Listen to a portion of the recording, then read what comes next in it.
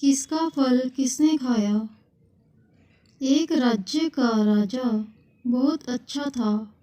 वो अपनी प्रजा के हित के बारे में हमेशा कुछ न कुछ सोचता रहता था। प्रजा भी राजा के काम से खुश थी। एक दिन राजा वेश बदलकर अपने राज्य में घूमने निकलता है। राजा रास्ते में देखता है कि एक वृद्ध छोटा सा पौधा रोप रहे हैं। राजा उस वृद्ध के पास जाते हैं और उनसे पूछते हैं कि आप ये किस चीज़ का पौधा रोप रहे हैं। उस वृद्ध ने राजा को धीरे से बताया कि मैं आम का पौधा रोप रहा हूँ। राजा ने तुरंत हिसाब लगाया कि इस पौधे को बड़ा होने में और उस पर फल आने में कितना समय लगेगा।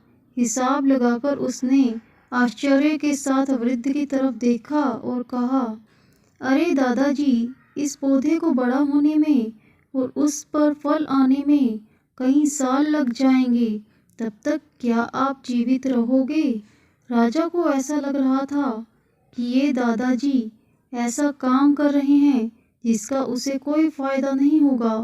राजा की बात सुनकर उस वृद्ध ने कहा कि आपको ऐसा लग रहा है कि मैं पागलों वाला काम कर रहा हूँ, जिस काम को करने में हमें कोई फायदा नहीं मिलता है।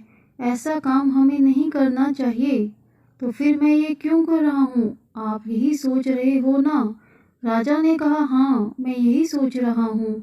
वृद्ध ने राजा से कहा, आप ये भी तो सोचिए कि इस बूढ़े ने दूसरों की मेहनत का कितना फायदा उठाया होगा और दूसरों के लगाए पेड़ों के कितने फल अपनी जिंदगी में खाए होंगे।